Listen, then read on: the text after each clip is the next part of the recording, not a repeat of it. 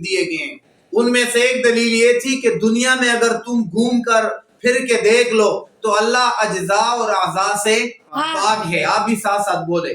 Number 3 فرمایا کہ اگر دنیا میں دیکھا جائے تو اللہ ہی ایک ایسی ذات ہے جو عبادت کا مستحق ہے، عبادت کا۔ اب یہاں سے تکوینی دلائل اللہ کریم ہمیں دے رہے ہیں۔ کیا دلائل دے رہے ہیں؟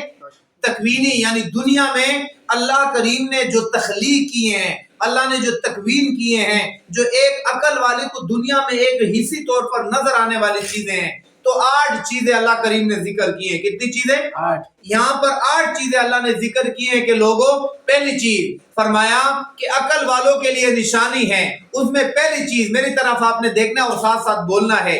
فرمایا پہلی چیز تم اللہ کو اس لیے مان لو کہ اللہ کریم ایسی ذات ہے کہ اس نے آسمان و زمین کی تخلیق کی ہے، آسمان و زمین کی پہلی چیز۔ نمبر 2 اللہ کو اس لیے مان لو کہ اللہ کریم نے رات کو لایا ہے، اللہ کریم نے رات کو لایا ہے۔ نمبر 3 فرمایا اللہ کو اس لیے مان لو کہ اللہ رات کے بعد دن کو لاتا ہے، رات کے بعد دن کو لاتا ہے۔ کتنی چیزیں ہو گئی ہیں؟ 3۔ نمبر 4 فرمایا لوگوں اللہ کو اس لیے مان لو کہ یہ بڑی بڑی کشتیاں سمندر میں، دریاؤں میں لوگوں کے نفعوں کے ساتھ جو دائیں بائیں، مشرق سے مغرب سے جو ہے وہ مشرق شمال جنوب بھاگتی ہوئی نظر آ رہی ہے، بہت بڑے سامان کے ساتھ، تو فرمایا کہ اس لیے اللہ کو مان لو۔ کتنی چیزیں ہو گئی ہیں؟ 4۔ نمبر 5 فرمایا اللہ کو اس لیے مان لو کہ آسمانوں کی بلندیوں سے اللہ نے پانی اتارا، اللہ نے پانی اتارا۔ کتنی چیزیں ہو گئی ہیں؟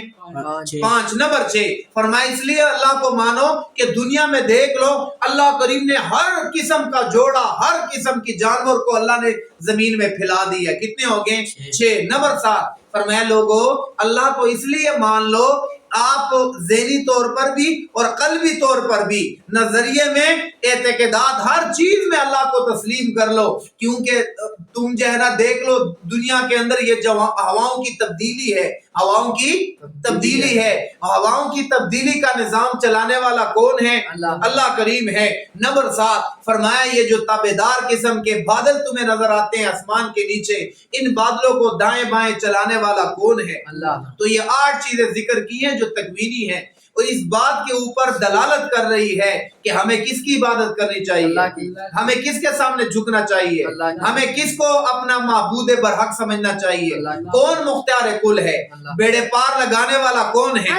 اب آجے میرا اللہ کہتا ہے لوگو ان فی خلق السماوات والارض، آپ نے اسکرین کے اوپر دیکھنا ہے، ان بے شک فی خلق السماوات والارض، ابتدا کے اندر فرمایا آسمان و زمین کی تخلیق میں، واختلاف اللیل والنہار فرمایا رات اور دن کی تبدیلی میں، والفلک اللاتی فرمایا وہ کشتیاں، تجری فی البحر جو دریا میں چلتی ہیں، بما ينفع الناس ساتھ اس کے جو لوگوں کو نفع دیتے ہیں، وما انزل اللہ اور جو اللہ کریم نے اتارا من السماء آسمان سے، من ماء پانی کی صورت میں، فاحیا بالارض اب اللہ کریم نے آسمان سے اترے ہوئے پانی کو کتنا باکمال بنایا، فرمایا فاحیا بالارض بعد موتها،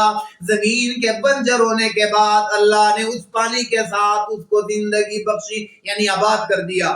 فرمایا وبث فیہا، نمبر 6 وبث فیہا اللہ نے زمین کے اندر پھیلا دیا، من کل دابہ ہر قسم کا جانور، وتصریف الریاح، نمبر 7 کہہ لو یا 8 کہہ لو یا 9 کہہ لو، فرمایا وتصریف الریاح ہواؤں کی تبدیلی میں، والسحاب المسخر فرمایا تابعدار بادلوں میں، بین السماء والارض درمیان آسمان اور زمین کے، ان تمام چیزوں میں اللہ کریم فرماتے ہیں لآیات لقوم یعقلون، البتہ نشانیاں ہیں ایسی قوم کے لیے جو عقل والی ہو۔ کیسی قوم کے لیے؟ معلوم ہوا اللہ کے کاغذوں میں عقل والی وہ قوم ہے جو اللہ کی توحید کو، نبی کی نبوت کو، رسالت کو دل سے ماننے والی ہو۔ اگلی آیت میں روڑا ہوا، اب ذرا غور کریے گا، اللہ کریم نے تکوینی اتنی ساری ذکر کی ہیں پھر ان کو ذکر کرنے کے بعد اب عقل یہ تسلیم کرتی ہیں کہ یار زمین و آپ نے ساتھ بولنا ہے، زمین و آسمان کا خالق کون ہے؟ اللہ ہے۔ یہ دن رات کا نظام چلانے والا کون ہے؟ اللہ ہے۔ آسمان سے پانی اتارنے والا کون ہے؟ اللہ ہے۔ اور پھر ساتھ ساتھ زمین میں ہر قسم کا جوڑا اور جانور جو ہے وہ پھیلانے والے کون ہیں؟ اللہ ہے۔ اور ساتھ ساتھ میرے ساتھیوں کشتیوں سمندر میں چلانے والا کون ہے؟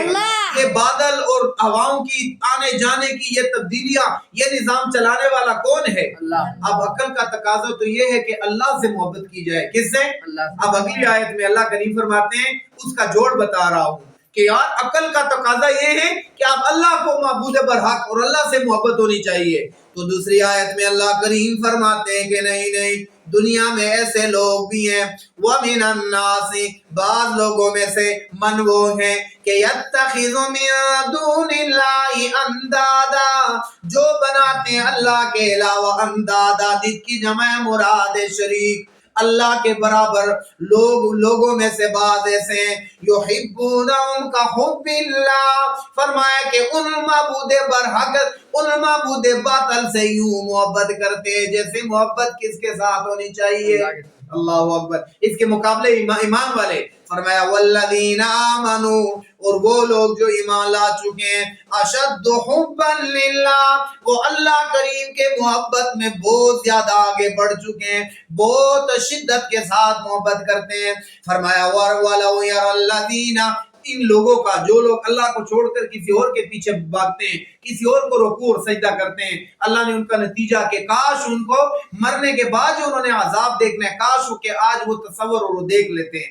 فرمایا وَيَرَى الَّذِينَ ظَلَمُوا، اور جب دیکھیں گے وہ لوگ جنہوں نے ظلم کیا، اِذْ يَرَوْنَ الْعَذَابَ، جب وہ عذاب کو دیکھیں گے، کیا عذاب ہے؟ ان القوت للہ جميعا، آپ نے مل کر کہنا ہے، اللہ کہتا ہے کاش کہ وہ دیکھ لیتے کیا کہ ان القوت للہ جميعا، اس دنیا میں اور مرنے کے بعد بھی، آسمان کے اوپر بھی زمین کے نیچے بھی، ازل میں بھی اور ابد میں۔ فرمایا ان القوت، بے شک قوت للہ جميعا، ساری کے ساری کس کی ملکیت میں؟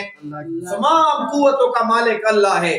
وَأَنَّ اللَّهَ شَدِيدُ الْعَذَابِ، پکی بات ہے اللہ کریم شدید العذاب، سخت عذاب والا ہے۔ اللہ کریم سخت عذاب والا ہے۔ تو اللہ کریم آج کی آیات میں ہم نے پڑھی ہیں، پہلی آیت میں آیت نمبر 64 میں نے اور آپ نے تکوینی، اللہ کی جو تکوینی دلائل تھے اپنے ذات کی طرف رجوع کرنے کے لیے، اپنی ذات کو منوانے کے لیے، وہ ذکر کی ہیں۔ پھر اس کے بعد اللہ نے ان لوگوں کا بھی ذکر کیا ہے کہ جو اللہ کو اتنے کمالات میں ہونے کے باوجود بھی جو اللہ کو چھوڑ کر باقی دنیا کو جو ہے وہ ند یعنی اللہ کے برابر میں، اللہ کے مقابلے میں وہ معبود سمجھتے ہیں، ان کا بھی ذکر کیا ہے۔ نمبر 3 پھر ایمان والوں کا ذکر کیا ہے کہ وہ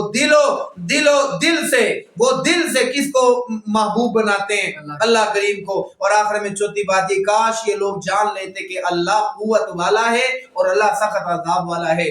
اللہ کریم ہمیں اس دنیا میں اپنی ذات کی عبادت کرنے والا، اپنی ذات کی گیت گانے والا، اپنے نبی کا عاشق اور محب بنائے۔ اللہ ہمیں قرآن سے ایسا عشق نصیب فرمائے کہ اس دنیا میں میرے اور آپ کے لیے ہدایت کا چراغ بنے، قبر میں بھی نجات کا ذریعہ، میدان حشر میں بھی۔ اللہ آپ کے بھی جتنے بھی لوگ اس دنیا سے گزرے ہیں، میرے اساتذہ بزرگان جتنے بھی لوگ ہیں، اللہ ان کے روح کو پہنچائے جو اس دنیا سے جا چکے ہیں، اور اللہ میرے اور آپ کی بخشش اور کامیابی کا ذریعہ بنائے۔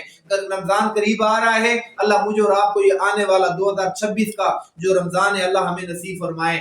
اللہ آپ کو بھی اور مجھے اب خوابوں میں نبی کی زیارت نصیب فرمائے۔ اللہ آپ کو بھی اور مجھے بیت اللہ مسجد نبی کی زیارت نصیب فرمائے۔ اللہ آپ کو بھی اور مجھے روحانی طاقت عطا فرمائے۔ اللہ ہم سب کو رزق حلال عطا فرمائے۔ اللہ میری اور آپ کی زبان میں تاثیر مٹھاس رکھے۔ اللہ ہمیں مخلوقات کے محتاجی سے محفوظ رکھے۔